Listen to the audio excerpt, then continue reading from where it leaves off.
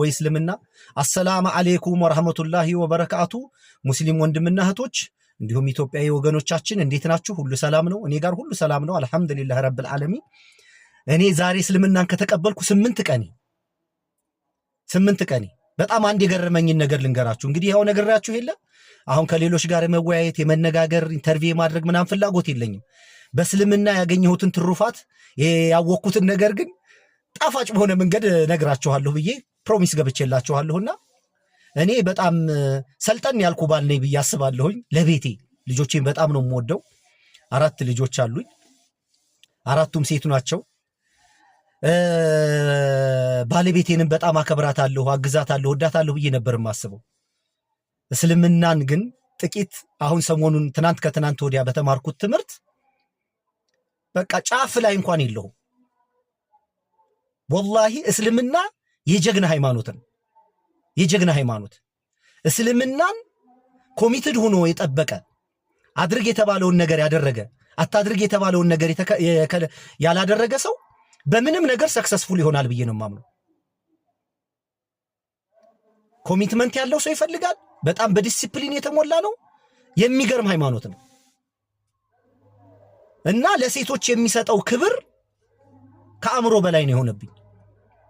ግን እኛ ስናስብም አብዛኞቻችንን በጓዳም ስናወራ ስናማም የነበረው ኋላ ቀር ትምህርት ሴትን አንቆ የያዘ አርክሶ የሚመለከታቸው ምናምን አድርገን ነበር የምንመለከተው። በጭራሽ ከዛ ተቃራኒ ነው።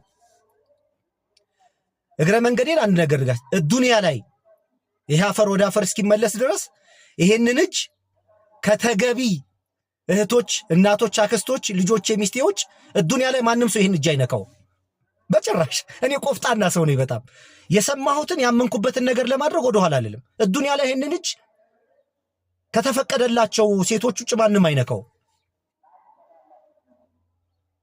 እና እስልምና ላይ ሴት ሙሽራ ነች። ታውቃላችሁ? ንግስት ማለት ነች። ንግስት አንድ በጣም ከገረመኝ ከተማርኩት ትምህርት ከአላህ ቃል አንድ ነገር ልንገራችሁ። አንድ ሴት ልጅ አርግዛ ወልዳ አመጣ ጡት እስክታስጥል ድረስ በመካከል ከሞተች ልክ እንደ አንድ ለእስልምና ዋጋ እንደከፈለች ተደርጎ ነው የሚቆጠረው።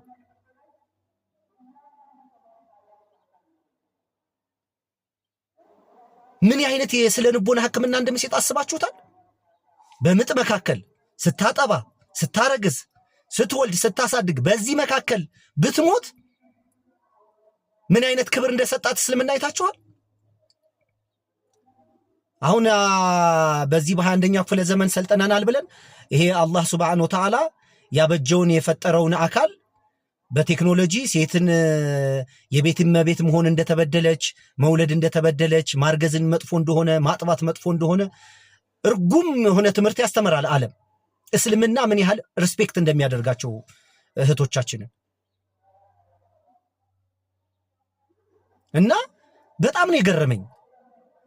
አሁን በዚህ 8 ቀን ውስጥ እየጠየቅኩም እያወቅኩም መስጊድ ውስጥም ከምሰማው ነገሮች በጣም እየተገረምኩ ነው፣ እየተዝናናሁ ነው፣ እየተደሰትኩ ነው። ይገርመኛል በጣም በቃ እና ወላሂ ነው የምላችሁ እስልምና የጀግና ሰው ሃይማኖት ነው። የጀግና ሰው ሃይማኖት ነው። በቃ ወላሂ ነው የምላችሁ እኔ ከልቤ ነው የማምንበትን ነገር ሳልዋሽ ሳልቀምም ኢሞሽኔን ሁሉ ነው የማጋባባችሁ። እና አንድ ምክር ልምከራችሁ፣ አጥኑ፣ ጠይቁ፣ ተመራመሩ።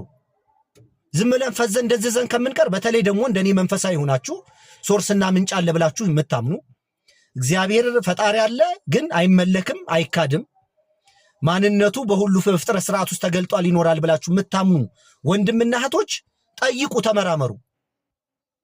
ያ ሶርስና ምንጭ የምንለው አምላክ እውነተኛው አምላክ ኃያል አምላክ ከፍጥረት ጋር የማይስተካከል በማንም የማይመረመር በማንም የማይተነተን ራሱ ካልገለጠልህ በስተቀር ያ አባት ያ ሶርስ ያ አምላክ ያ ጌታ አላህ ሱብሓነሁ ወተዓላ ነው። ያ ነው እውነተኛ መንገድ። ቴንክ ዩ ሶ ማች። መልካም ቀን።